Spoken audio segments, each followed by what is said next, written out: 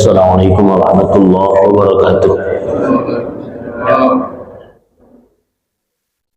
Alhamdulillahilladzi arsala rasulahu bil huda wa dinil haqq liyudhhirahu 'ala ad-dini kullihi wa kafa billahi shahidan wa kafa billahi wakila. Asyhadu an la ilaha illallah wahdahu la syarika lah wa asyhadu anna sayyidana wa maulana Muhammadan 'abduhu wa rasuluhu alladzi la nabiyya ba'dah. Allahumma fassalli wa sallim ala hadzal nabiyil karim wa ala alihi wa ashabihi wa man tabi'ahum bi ihsanin ila yaumiddin, amma ba'd. Bapak-bapak, ibu-ibu hadirin jamaah salat subuh yang dimuliakan oleh Allah Subhanahu wa taala. Lanjutkan pengajian tafsir kita. Sekarang kita masuk pada surah Al-Baqarah ayat 279. A'udzubillahi minasyaitonir rajim. Bismillahirrahmanirrahim. Ya ayyuhalladzina amanu taqullaha wa dharu ma baqiya minar riba in kuntum mu'minin. Wahai orang-orang yang beriman, hendaklah kalian takut kepada Allah dan tinggalkanlah sisa-sisa dari riba itu jika kalian benar-benar beriman. Shadiqina fi imanikum, benar-benar meyakini pada iman kalian. Fa inna man sya'nal mu'minu imtithalu amrillahi ta'ala, maka sesungguhnya orang yang beriman itu menginginkan untuk melaksanakan apa saja yang diperintahkan oleh Allah. Tentunya orang yang melaksanakan perintah Allah itu juga akan menjauhkan diri dari larangannya. Fa in lam taf'alu fa'dhanu biharbin minallahi wa rasulih. Namun jika kalian tidak melakukannya, tidak melakukan ma'amartum bih, apa yang diperintahkan, artinya sisa riba itu pun masih kalian pungut, padahal sudah turun ayat tentang haramnya riba itu, maka ketahuilah bahwa Allah dan Rasulnya mengumumkan perang kepada kalian. Ini tahqiq penguatan yang luar biasa dari Allah. Jadi kalau kalian tidak meninggalkan apa yang menjadi aktivitas kalian di dalam perbuatan riba itu, sisanya masih kalian ambil juga, padahal sudah turun ayat tentang haramnya riba itu.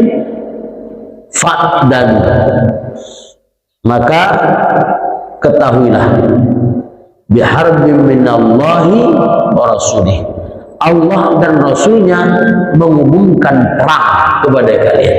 Luar biasa. Kalau Allah dan Rasulnya sudah mengumumkan perang, ya sudah, selesailah hidup itu. Wa itu betul. Namun jika kalian bertobat, raja'tum anhu, kalian kembali kepada Allah dan tidak mengambil walaupun sisa riba, falakum ru'usu amwalikum, maka bagi kalian, ru'us itu maknanya usul, kalian boleh mengambil modal harta kalian.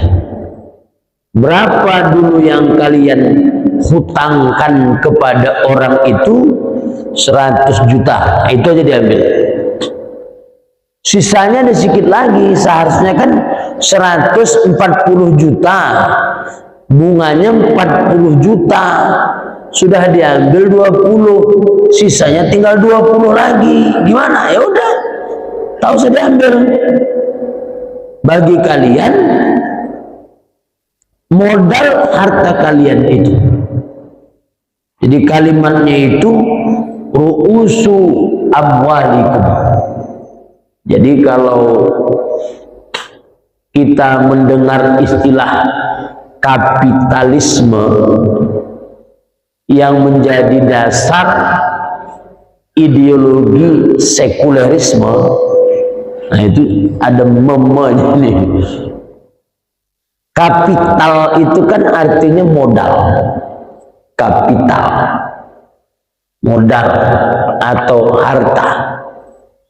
Kalau bahasa Arabnya Ra'sumaliyah, itu bahasa Arabnya. Jadi kapitalisme itu bahasa Arabnya Ra'sumaliyah. Ra'su itu modal, pemilik modal. Maliyah, Ra'su maliyah, maliyah itu harta. Kalau bahasa yang bahasa Inggrisnya kapitalisme, kapital itu yang memberikan sebuah wacana ekonomi dengan harta yang sedikit-sedikitnya bisa mengambil keuntungan yang sebesar-besarnya. Itu kan falsafahnya Adam Smith. Gimana caranya? Ya menghalalkan segala cara lah. Gimana caranya? Tak ada cara tertentu untuk melakukan bisnis kecuali apa yang sudah dilakukan oleh mereka berdasarkan pada perdagangan yang mereka inginkan. Apa saja ya terserah saja. Itu Ra'sumaliyah. Artinya para pedagang, para cukong, konglomerat itu memiliki peranan penting dalam sebuah negara. Itu kapitalisme. Punya peranan penting dalam sebuah negara. Kalau dulu dibedakan, ada konglomerat, ada cukong, para pengusaha yang berbagi tugas dengan aparatur negara. Jadi aparatnya beda, petugas negaranya beda, kepala negaranya beda, dan pengusahanya berbeda. Dulu pengusaha tidak masuk dalam urusan tata negara dulu, sehingga dibagi. Namun tetap ada aja antara pengusaha dengan penguasa itu punya hubungan simbiosis mutualisme, saling menguntungkan. Kalau di Indonesia dulu kan ada VOC, Verenigde Oost-Indische Company. Nah, itu makanya company. Perusahaan Eropa terkhusus Belanda, Portugis dan lain sebagainya mendirikan syarikat dagang. Kemudian masuklah ke wilayah Indonesia. Awalnya jual belinya bagus, awalnya, tetapi menjadi tidak bagus. Kenapa? Karena memang tujuannya dalam berdagang yaitu tadi, dengan modal yang sedikit-sedikitnya dapat meraih keuntungan yang sebesar-besarnya. Akhirnya ketika para sultan di Indonesia menaikkan harga rempah-rempah dengan harga yang wajar sebenarnya, mereka tidak mau. Mereka menekan harga itu, tidak terjadi kesepakatan. Mereka bawa pasukan Pasukannya dari mana? Dari penguasa. VOC itu adalah serikat dagang, bukan penguasa. Tapi ketika mereka seolah-olah ingin untung yang sangat besar dari perdagangan yang mereka lakukan, mereka wajib berkolaborasi dengan penguasa. Maka penguasa meminjamkan tentaranya kepada company untuk melakukan penjajahan ke berbagai negeri-negeri Islam pada saat itu. Jadi ada simbiosis mutualisme, ra'sumaliyah, kapitalisme. Dan dalam sebuah negara sebenarnya para cukong, pengusaha, konglomerat ini yang berkuasa sebenarnya. Penguasa itu antek-anteknya saja. Ya sekarang pun tidak tertutup kemungkinan anggota dewan yang bersidang itu berapa undang-undang yang dihasilkan itu dari mana, kalau tidak ada deal-deal dalam persoalan ini. Ya mereka punya kepentingan dulu, sekarang lebih parah lagi. Kenapa? Pengusahanya itu jadi penguasa, lebih parah lagi sekarang. Pengusahanya itu jadi penguasa. Kalau dulu masih pengusaha dengan penguasa masih beda, sekarang lebih parah lagi. Pengusahanya itu yang jadi penguasa. Wow. Nah itu yang disebut dengan kapitalisme tadi itu. Ini kalau kita bahas, Allah menyatakan ru'usu amwalikum. Jadi falakum ru'usu amwalikum. Jadi ra'sumaliyah, kapitalisme kalau dalam bahasa yang kita pahami sekarang. Nah, begitu kemudian mereka melakukan penjajahan ke negeri-negeri Islam termasuk berbagai wilayah di Indonesia itu, barulah mereka menerapkan apa yang disebut dengan sekulerisme, memisahkan agama dari kehidupan. Inggir orang agama, oh jangan masuk dalam pemerintahan, oh jangan masuk dalam kekuasaan, tugasmu cuma di masjid doang, sana kalian. Nah itu kapitalisme yang memiliki akidah namanya sekulerisme, memisahkan agama dari kehidupan. Bagaimana model pemerintahannya? Itulah yang kita kenal dengan demokrasi. Demokrasi itu menggunakan 3 pilar tata negara. Ada yang disebut dengan badan eksekutif, ada yudikatif, ada legislatif. Itulah namanya menggunakan sistem tata negara demokrasi. Jadi ini sebenarnya diperkenalkan oleh Barat kepada kita. Jadi akidahnya, dasar pemikirannya adalah kapitalisme. Kemudian dia menerapkan apa yang disebut sekulerisme. Model pemerintahannya adalah demokrasi dengan 3 lembaga tadi itu, eksekutif, yudikatif, dan legislatif. Legislatif pembuat undang-undang dan pengawasan terhadap mungkin keuangan. Kemana? Ke eksekutif. Eksekutif yang melaksanakan perundang-undangan, sedangkan yudikatif nanti meletakkan hukum, menetapkan keputusan hukum. Nah, begitulah. Ya, silakan. Kita hidup di suasana demikian. Iya. Kita Islam. Iya. Iya. Gimana kita? Ini macam makan buah simalakama. Dimakan ayah meninggal, tak dimakan omak yang meninggal. Dimakan ayah meninggal, tak dimakan omak meninggal. Saya teringat dengan hadis Nabi Shallallahu Alaihi Wasallam. Nanti akan ada suatu masa kalian harus memilih, kata Rasul. kalian mengikuti penguasa atau tidak, dan membenarkan atau tidak. Jika kalian mengikuti mereka dan bersepakat bersama dengan mereka, maka kalian akan bersama dengan mereka.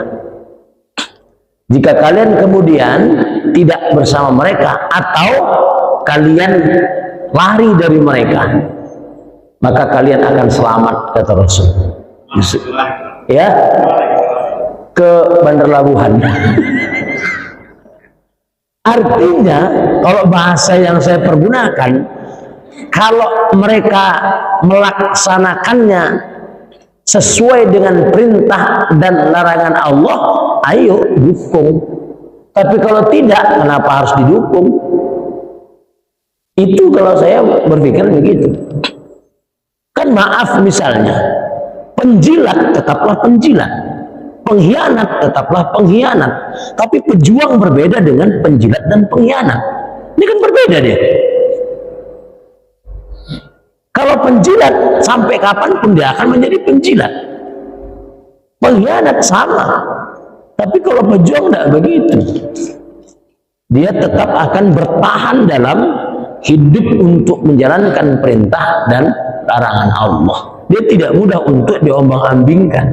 Gitu. Walaupun berbagai macam cobaan, godaan, dan lain sebagainya menerpa. Nabi SAW walaupun tawarannya adalah harta, tahta, wanita, tetap teguh. Ditolaknya pada saat itu kan. Hai Muhammad, kalau seandainya kau ingin menjadi penguasa, kami akan angkat engkau sebagai penguasa. Kami pilih. Tapi ingat, jangan pakailah agama kau ini untuk memimpin kami, itunya. Padahal Rasulullah SAW seterusnya itu kan menjadi penguasa beliau, penguasa Madinah. Tetapi kenapa di awal ketika ditawarkan dia tidak mau menjadi penguasa? Sudah ditawarkan kan? Kalau kita berpikirnya seperti masa sekarang, ambil aja lah dulu sebagai penguasa, nanti gampangnya itu diterapkan. Nabi nggak berpikir begitu. Kemudian Nabi mengatakan, tidak, dikasih wanita. Kalau kau ingin wanita yang paling cantik di Mekah nih, kami carikan. Kalau kau ingin harta, kami kumpulkan harta kami untuk kau semuanya. Tapi stop, dakwahmu jangan jalan. Apa kata Rasul? Jikalau kalian meletakkan matahari di tangan kananku, bulan di tangan kiriku untuk meninggalkan dakwah ini, aku tidak akan melakukannya sampai aku menang atau aku binasa karenanya. Itu jawaban luar biasa. Jawaban pejuang. Itu tidak ada yang bisa menyangkal lagi. Iya.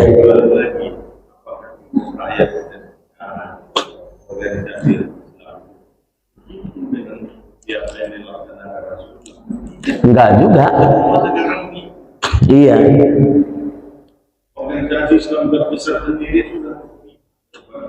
Ya, begitulah. Iya.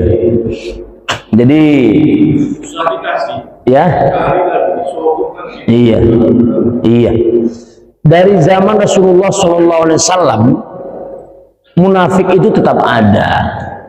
Sampai sekarang ya tetap saja. Zaman Nabi itu, setelah Rasulullah SAW meraih kepemimpinan di Madinah, tetap ada halangan, ya tetap. Tetap ada rongrongan, ya tetaplah, biasalah. Kan hidup ini ujian. Dapat kenikmatan ujian, dapat kesusahan ujian, ya begitu ada saja. Jadi ya sudah, jalan aja sesuai dengan apa yang ditetapkan oleh Allah. Itu menurut saya begitu. Dakwah, jalan, komunikasi, yang mau, yang tidak, dan di akhirat nanti juga nafsi. Di akhirat nanti juga setiap orang pasti akan mempertanggungjawabkan apa yang dia lakukan. Toh nanti di akhirat tidak ditanya juga kan, Kenapa kau tak jadi kepala negara? Kenapa kau tak jadi anggota dewan? Tak ada pertanyaan begitu. Yang ada marabbuka. Yang ada dari mana harta kau dapatkan, kemana kau belanjakan. Yang ada pertanyaannya, kemana masa muda kau lakukan? Kemana hidup yang sudah Allah berikan kepadamu? Itu saja.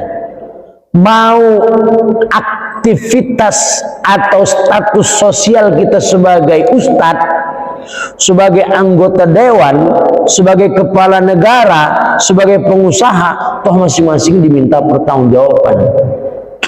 Cuman kalau kita yang ya sikit-sikit amanahnya, tugas sikit-sikit, ya macam saya dipanggil ustadz juga, ini agak gawat juga pertanyaannya kan. Mau jadi ustadz, ilmumu atau apakah kau termasuk ulama salatin atau tidak, ulama yang bisa disetir atau tidak, kan gitu. Coba lihat kisah-kisah para ulama di masa yang lalu, ya mereka juga mengalami hal yang sama. Godaan itu cukup mengerikan juga. Dari siapa? Dari para penguasa di masa yang lalu juga. Sehingga beberapa ulama tasawuf akhirnya tidak mau, minggir dia. Akhirnya membuat sebuah syair kan, jika kau dekat kepada penguasa, maka engkau akan berlimpah dengan harta dan duniawi, tetapi ingat, satu saat engkau akan bersama mereka mempertanggungjawabkan apa yang telah engkau lakukan bersamanya. Jadi banyak syair-syair itu yang akhirnya ulama tasawuf itu tidak mau bersama dengan penguasa, tidak mau dia. Minggir. Kemudian kenapa? Karena sangat sulitnya menasihati penguasa di masa itu yang memang bergelimang dengan harta dan kekuasaan. Jadi kalau orang sudah bergelimang harta, kekuasaan, itu sulit, berat untuk dinasihati, kecuali memang dia betul-betul orang yang ingin menghendaki keridhaan Allah sebagaimana Abu Bakar As-Siddiq, Umar bin Khattab di masa yang lalu. Kalau tidak, berat.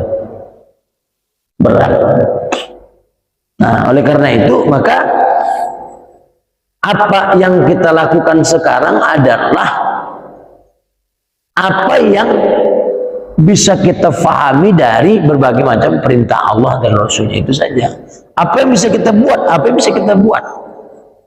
Yang penting, kata Rasul, dosa itu menggelisahkan, pahala itu menenangkan. Kalau bahasa saya ya enjoy aja dulu. Mana yang bisa dikritik, kritik.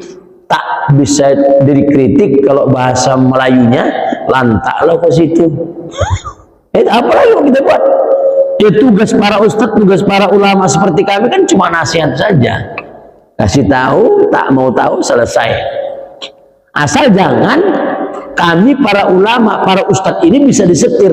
Ini yang jadi persoalan. Coba buat ustadz, hukumnya ini jadi begini. Coba buat ini, coba bantu saya dulu. Ini begini, ini begini, ini. Nah itu. Kalau sudah begitu, maka Rasulullah SAW menyebutkan ada ulama yang khair, ada ulama yang su, ulama yang bagus, ada ulama yang jahat. Tujuan dari ulama yang jahat itu tidak lain tidak bukan pasti ketenaran, termasuk juga harta dunia. Itu tidak bisa dipungkiri lagi. Tapi ulama yang khair itu disebutkan oleh Nabi SAW, al ulama warasatul anbiya. Ulama itu pewaris para nabi. Itu saja. Ya dia siap menasihati siapapun, dia siap berkomunikasi dengan siapapun, dan dia siap berkolaborasi dengan siapapun, tetapi tidak ada niatan apapun kecuali membuat penguasa menjadi bagus. Itu saja. Tak ada dalam kepalanya menginginkan bahwa dia mendapatkan materi dari penguasa. Tidak ada dalam kepalanya dia menginginkan ketenaran, tidak ada. Dia cuma ingin bahwa ilmunya tersebar, sudah. Allah kasih rezeki yang halal, dia terima. Tetapi kalau rezeki itu masih abu-abu, pasti dia akan menolak aja, begitu saja. Nah ini yang memang ya agak-agak sulit lah. Sulit, tapi memang ya insya Allah bisa dilakukan. Apa yang tak bisa dilakukan? Insya Allah. Nah, maka apa yang disebut tadi kapitalisme tadi itu adalah para pemilik modal, kemudian mereka berupaya untuk mencari daerah-daerah jajahannya agar mereka bisa melakukan usaha, dan akhirnya mereka berkolaborasi dengan penguasa. Ini kemarin ribut lagi di Batam nih kan, gara-gara ya Presiden Indonesia menandatangani perjanjian dengan pengusaha-pengusaha Cina, kan ribut lagi akhirnya kan. Ribut, jadi begitulah dari dulu. Begitulah akhirnya kemudian ya kita nggak tahu masalahnya juga apa kan. Saya tengok di wow ini kok sudah ribut ini, bahkan Melayu ditarik-tarik untuk apa namanya unjuk rasa dan seterusnya kan. Saya lihat dari semalam sampai tadi itu ribut. Apa masalahnya? Ya pastilah masalahnya itu berkaitan dengan ketidaksepakatan rakyat terhadap usaha yang dilakukan itu. Kenapa? Dampaknya juga pasti ada gitu. Nah, itulah kapitalisme. Jadi kapitalisme itu berusaha semaksimal mungkin, dia tidak akan mungkin jauh dari penguasa. Tapi sekarang sudah berubah. Berubahnya apa? Pengusahanya akhirnya menjadi penguasa. Nah, dialah dua-dua itu. Nah, kalau sudah begitu sudah kuat sekali itu. Yang diamalkan tadi itu sekulerisme, memisahkan agama dari kehidupan, sistem tata negaranya pasti demokrasi. Nah, itu yang berbeda nanti ya dengan sistem tata negara yang lain. Jadi sistem tata negara kan banyak. Ada sistem tata negara kerajaan sebagaimana di Arab Saudi, itu kan pakai raja dia. Raja itu di atas undang-undang. Itu di Arab Saudi. Raja itu di atas undang-undang. Dia tak akan mungkin tersentuh undang-undang, dia itu raja itu. Anaknya pun salah, nggak mungkin dia. Nah, itulah salah satu kelemahan sistem tata negara kerajaan. Kerajaan yang absolut, kerajaan yang memang tidak tersentuh sama sekali dengan undang-undang. Kalau macam Inggris, monarki non absolut, kerajaan, tapi Inggris itu punya perdana menteri, ada ratunya atau ada rajanya, ada, tapi dia pakai perdana menteri, sama dengan demokrasi. Jadi gabungan dari sistem kerajaan dengan sistem tata negara demokrasi. Parlemennya ada, partainya juga ada.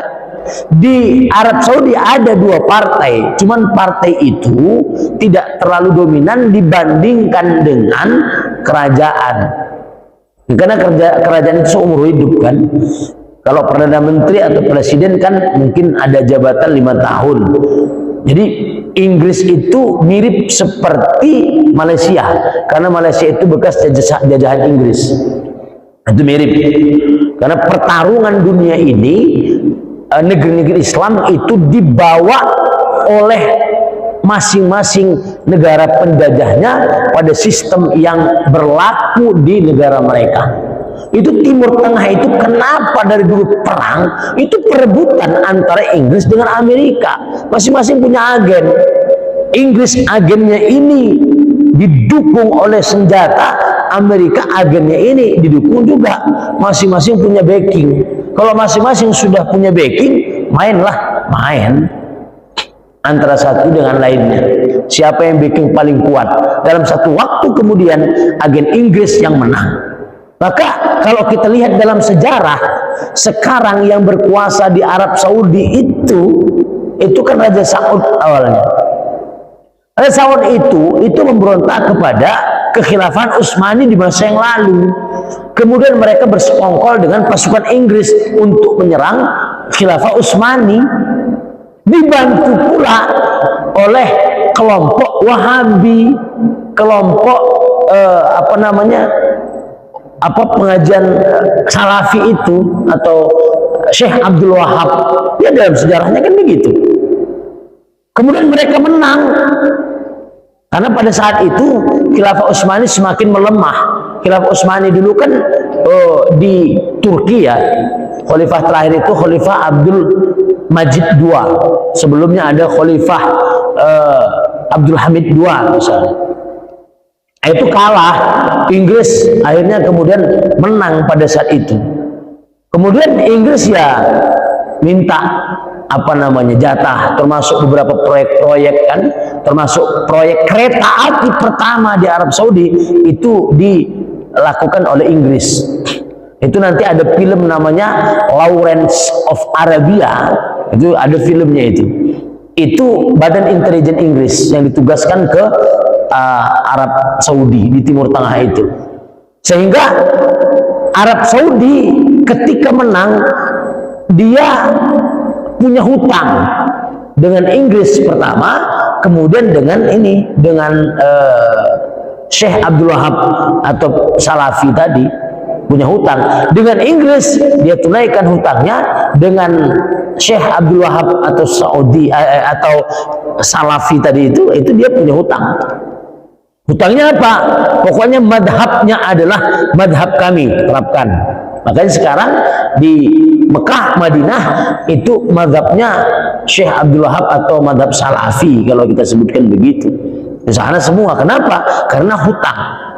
Dulu Tuan Syekh Mahmud Syihabuddin yang pernah saya ngaji di belakang Masjid Agung. Itu lama saya mengaji dulu dengan beliau. Beliau itu 17 tahun di Mekah.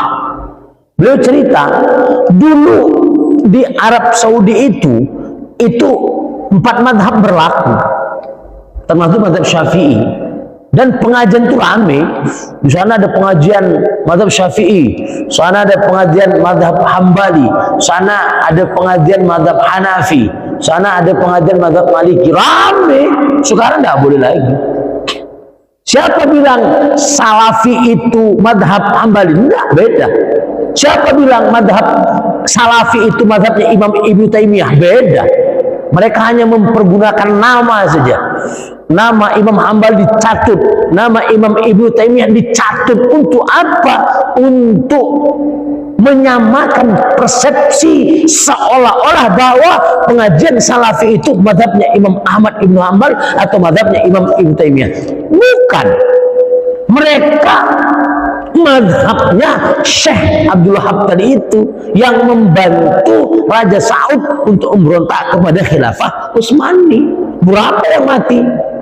Setelah kemudian Raja Saudi menang, mereka bisa terlepas dari kekhilafahan Utsmani pada saat itu. Berapa kuburan yang dihancurkan oleh mereka? Bid'ah, dolalah, finnar, bid'ah. Habis.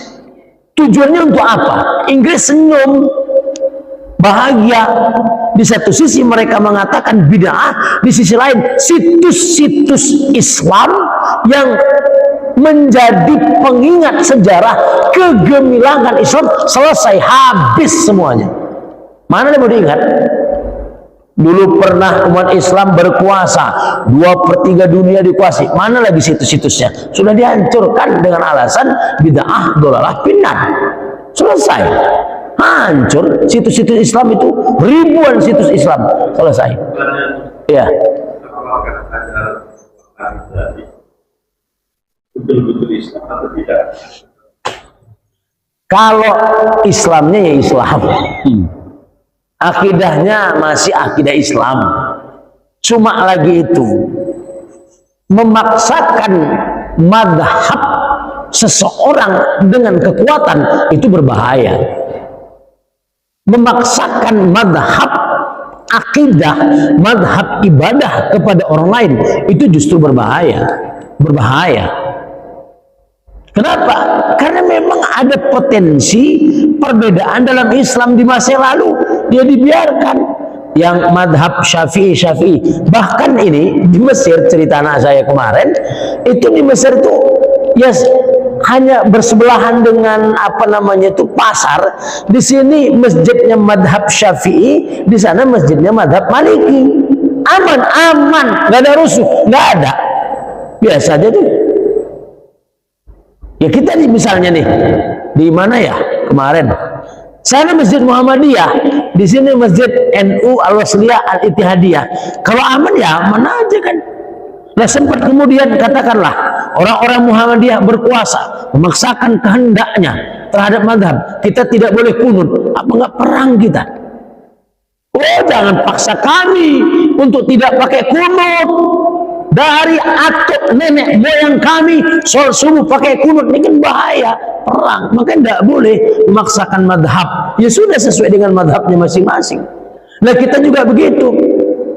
NU berkuasa, Al-Wasliyah berkuasa, Al-Ittihadiyah berkuasa. Kita perintahkan sholat subuh wajib pakai kunut. Ya mereka juga Muhammadiyah berontak, udah paksakan kami pakai kunut. Dari dulu kami tidak pernah pakai kunut, perang gara-gara persoalan khilafiyah, nggak boleh. Maka Wahabi itu memaksakan kehendaknya dengan kekuasaan tadi itu, dibantu dengan ya Raja Saud. Inggris senang, kenapa? Berpecah belah umat Islam. Padahal disitulah kita berbeda untuk bersatu. Itu ya. Boleh kita beda, boleh kita beda ibadahnya, silakan, karena memang ada potensi perbedaan di dalam persoalan madhab itu. Yang dari zaman Nabi ada sudah ada perbedaan itu, yaitu dibiarkan oleh Rasul. Kenapa? Karena masing-masing memiliki pendapat dan ada dalil yang dipergunakan. Kalau itu nggak boleh dipaksakan dan tidak bisa dipaksakan. Kalau dipaksakan selesai. Akhirnya kemudian kita berpecah. Kalau itu yang dipaksakan. Nah itu yang terjadi di Arab Saudi ketika itu, termasuk Inggris senang umat Islam berpecah belah, situs-situs Islam dihancurkan, sehingga sejarah-sejarah kegemilangan Islam yang pernah berkuasa selama 14 abad lamanya hilang begitu saja. Mana situs ini, mana itu, tidak ada. Semuanya sudah diporak-porandakan atas nama bid'ah dolalah finnar. Ya kalau kita bilang masih Islam, masih. Kalau yang sulit kita mengatakan masih Islam itu Syiah. Nah, kita tak tahu juga. Cuma katanya ada Syiah yang benar. Yang benar pun sekarang kita tidak tahu juga yang mana. Saya juga nggak tahu juga yang mana itu. Pokoknya akidahnya bermasalah. Kalau itu saya masih bisa mengatakan hati-hati terhadap Syiah yang akidahnya bermasalah. Kalau dia Wahabi ini akidahnya betul, cuma memaksakan madhabnya saja kepada kaum muslimin, itu aja nggak betul. Ya, Wahabi sama, syahadatnya sama. Asyhadu an la ilaha illallah wa asyhadu anna Muhammadan abduhu wa rasuluh, atau asyhadu anna Muhammadar rasulullah, sama, syahadatnya sama. Cuma nanti dalam furu' akidah agak sedikit berbeda. Kalau misalnya dalam furu' akidah, contoh misalnya kalau madhabnya adalah madhab ahlus sunnah wal jamaah, yang dimaksud adalah Abul Hasan al-Ash'ari, kemudian Abu Mansur al-Maturidi, atau misalnya Syekh Abu Bakar al-Baqilani, itu juga berbeda. Nah, tapi bedanya sikit-sikit aja. Tapi kalau dengan Wahabi itu cukup banyak. Kenapa? Wahabi menggunakan misalnya tauhid uluhiyah, tauhid rububiyah dengan tauhid mulukiyah gitu. Nah, itu tauhidnya Wahabi. Nah, kalau misalnya tauhidnya Ahlus Sunnah wal Jamaah yang dimaksud adalah Abul Hasan al-Ash'ari dengan Abu Mansur al-Maturidi, itu menggunakan sifat 20. Sifat 20 itu tidak ada dalam madhabnya Wahabi, tidak ada. Gitu. Tapi kalau di Abul Hasan al-Ash'ari, Abu Mansur al-Maturidi itu ada. Cuman itu sebagai wasilah untuk menjelaskan tentang keimanan yang sempurna pada Allah, itu saja. Walaupun dengan sifat 20 itu tidaklah kita punya etikat membatasi sifat Allah. Nah, itu saja. Nah, itu beda. Tapi itu dalam persoalan furu' akidah, cabang akidah berbeda, tidak apa-apa. Tetapi kalau misalnya dasar akidahnya yang berbeda, itu Nah, yang berbeda kita dengan Syiah itu dasar akidahnya. Yang berbeda kita dengan siapa namanya? Ahmadiyah Qadian itu dasar akidahnya. Ahmadiyah Qadian lagi kan kemudian mengatakan ada nabi lagi sesudah Nabi Muhammad Shallallahu Alaihi Wasallam, walaupun mereka mengatakan makna nabi menurut kami itu segala macam, tetapi mereka juga punya kitab suci tambahan, bukan hanya 30 juz, ada 33 juz tambahan wahyu yang katanya didapatkan oleh Ahmadiyah Qadian. Ini sudah tidak sesuai lagi dengan asul akidah, dasar akidahnya. Sama dengan tadi itu, Syiah ada dasar akidah yang bermasalah. Misalnya ada yang menyatakan bahwa Ali itu adalah utusan Allah juga. Nah, itu kan berarti berbeda. Dasar akidahnya berbeda. Sama dengan dasar hukum syara, itu tidak boleh beda. Contoh misalnya, Allah sudah menetapkan bahwa daging B1, daging B2 itu haram. Itu dalil jelas sekali, mantuk. Urimat alaikumul maitatu waddamu walahmul khinzir. Itu dasar pemahaman hukum syariah. Kalau dasarnya berbeda, bisa kafir. Nggak boleh beda. Tapi kalau cabangnya, contoh misalnya pakai kunut, tidak pakai kunut, itu kan cabang-cabang dari syariah, itu yang boleh berbeda, terjadi khilafiyah. Nah, cuma kan sebagaimana penjelasan Imam Syafi'i dalam persoalan beda pendapat itu, aku menganggap bahwa pendapatku paling benar walaupun tidak tertutup kemungkinan untuk salahnya. Aku menganggap pendapat orang lain salah walaupun tidak tertutup kemungkinan untuk benarnya. Orang yang berijtihad dan ijtihadnya benar, pahalanya 2. Orang yang berijtihad dan ijtihadnya salah, pahalanya 1. Itulah yang menjadi ketentuan khilafiyah tadi itu. Jadi kalau sudah begitu, aman. Setiap madhab tidak memaksakan. Madhabnya menggunakan kekuatan atau kekuasaan. Nah, ini terjadi kan. Haram, bid'ah segala macam. Belum tentu yang dilakukan orang itu haram atau bid'ah.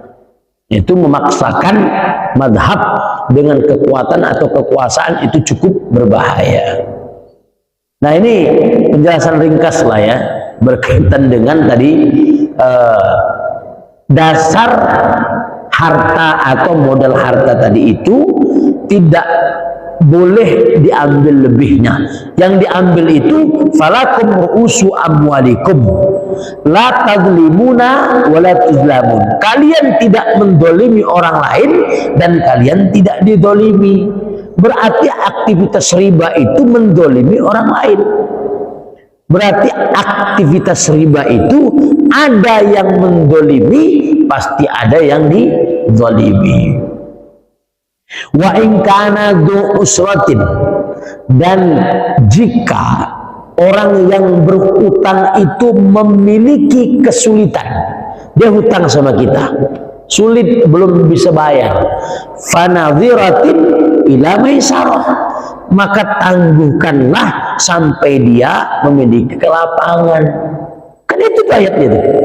Kalau sekarang kan tidak, hutang kau bayar tiap bulan. Katakanlah dalam persoalan kredit, kan kemarin kita sudah menjelaskan 2 hal.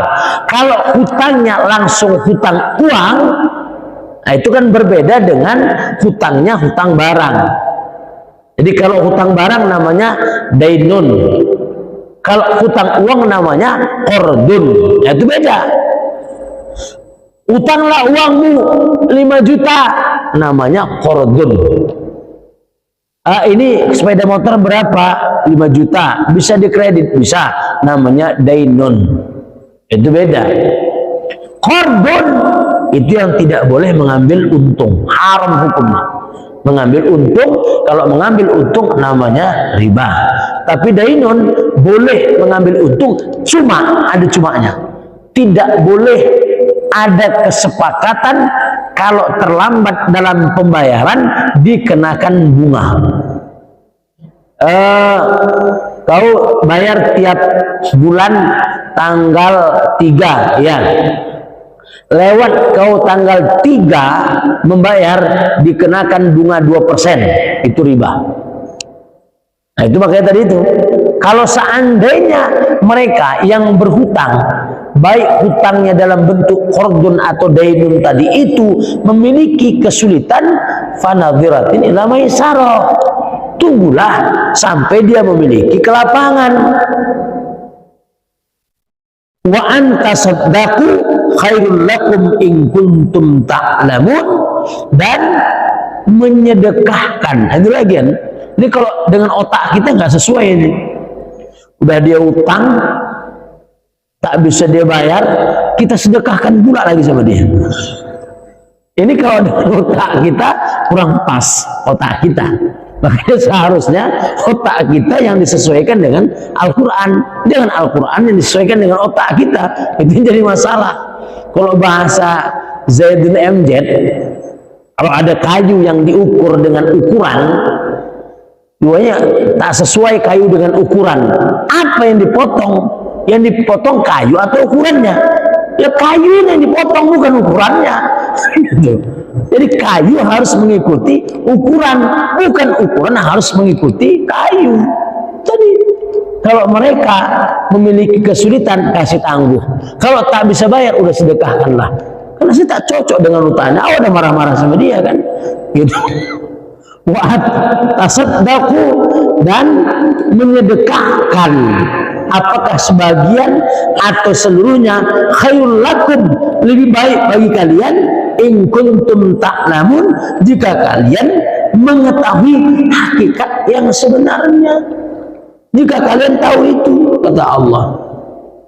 Wattaqu yawma turja'una fihi ila Allah summa tuwaffa kullu nafsin ma kasabat wa hum la yuzlamun.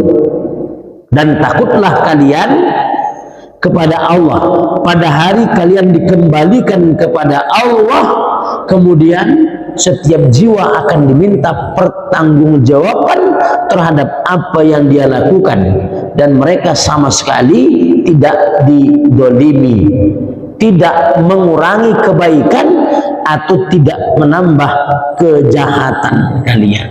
Sesuai dengan porsinya lah, berapa jahat berapa baik, timbang.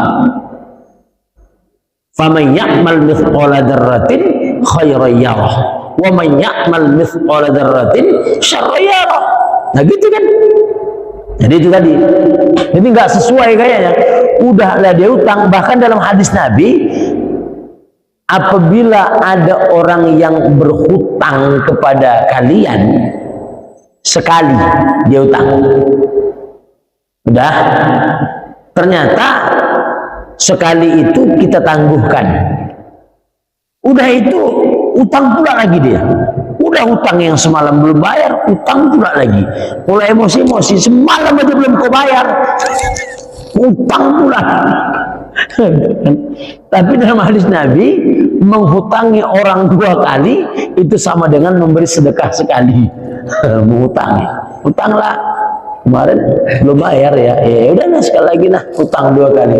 Kalau nasi dia, kalau nasi nanti ya, tak dulu nasinya, udah sedekahkan. Memang orang itu baik kali itu. Kalau ada orang kayak gitu memang luar biasa. Tapi ingat, dia tak mungkin jatuh miskin.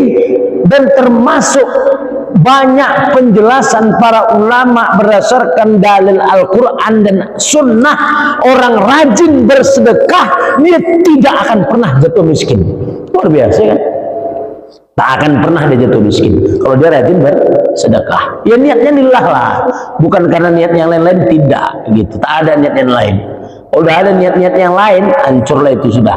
Siapapun orang yang termasuk ustaz sekalipun, ulama sekalipun, pakai sorban, pakai jenggot, kalau udah ada niat, lah kita kan masing-masing digoda setan ya kita ini. Ustaz digoda setan, yang lain digoda setan. Kadang-kadang niat itu mau berubah. Gitu. Disitulah memang kita harus minta tolong sama Allah. Ya Allah, tolonglah aku nih, jangan rubah niat, jangan rubah niat. Tapi begitulah masing-masing di antara kita ini berubah, betul. Yang saya katakan tadi itu, jadi off the record, yang awalnya dia punya pesantren pakai kain sarung, rupanya menang dia menjadi anggota dewan, udah mulai hilang sarungnya, sudah mulai pakai celana jin, pakai kalung lagi Ustaz itu. Kacau tidak itu? Akhirnya meninggal, naudzubillah, naudzubillah, bersama dengan pelacuran di hotel, pelacur. Waduh, sakit kali. Itu yang takut saya, betul. Takut kali saya itu. Makanya maaf lah ya. Beberapa kali saya dicalonkan menjadi anggota dewan, enggak lah saya bilang. Mati saya takut, saya bilang nanti saya bilang. Lihat Allah. 3 kali saya kemudian datanglah gitu. Ya. Kalau tujuannya benar, ikhlas, dan cara yang dia lakukan itu sesuai dengan perintah dan larangan Allah, silakan. Kalau susah nggak usah maju lah. Ya. Makanya saya bilang, kalau mau cari selamat tak usah, tapi kalau mau cari gara-gara dengan Allah, ya silakan. Ya dia masing-masing mempertanggungjawabkan amal kan kita ini sekarang nanti. Ya silakan saja. Salahnya itu di mana? Salahnya itu melanggar perintah Allah. Apakah anggota dewan melanggar perintah Allah? Ya belum tentu juga. Cuma berat untuk diimani. Ya kalaupun ada 1001, ya silakan pilih. Kalau saya takut saya, itu aja. Kalau yang berani ya silakan. Kalau jalannya benar, bukan kata-kata anggota dewannya salah, kata-kata itu tidak salah. Yang salah mana? Kelakuannya. Orang kalau sudah punya kekuatan, sudah punya kekuasaan, sudah punya ini segala macam, ya macam Fir'aun ulahnya, macam Abu Jahal, Abu Lahab, kan gitu. Nah itu ya di situ. Kata-kata anggota dewan itu ya tidak salah kata-katanya, tapi kelakuannya. Kenapa? Buktinya sudah banyak juga. Bukti tentang benarnya dia ada, bukti ada, tapi sedikit kali. Itu yang saya bilang tadi, oknum ya, ulama atau ustadz yang memang punya ilmu yang lebih lah dari saya lah, saya anggap itu pun bisa begini. Itu yang saya bilang. Tapi pernah saya ditawari, saya bilang begini, iman saya tidak sekuat Bapak. Saya bilang, Bapak kaya masih prima, Bapak kaya masih bertakwa kepada Allah. Saya bilang, kalau saya mungkin udah lewer. Saya bilang, enggak mau lah, saya bilang, biar saya begini-begini aja lah, saya bilang. Nah itu yang saya bilang sama beliau yang pernah menawarkan ke saya tadi itu. Nggak usah lah, udah saya jadi ustadz kampung-kampung aja lah, saya bilang. Umur pun sudah 45, rematik dua-dua sudah ada, kadang-kadang napas pun tersengal-sengal, udah tinggal nunggu matinya ya. Ini saya bilang begitu, tak tahan saya bilang, tinggal tunggu mati ya. Ya, iya. Menurut saya, sekarang saya hidup dalam keadaan sangat nikmat. Menurut saya, walaupun istri 1, anak 5. Enggak maksud saya. Saya dalam keadaan sekarang ini nikmat, rezeki ada.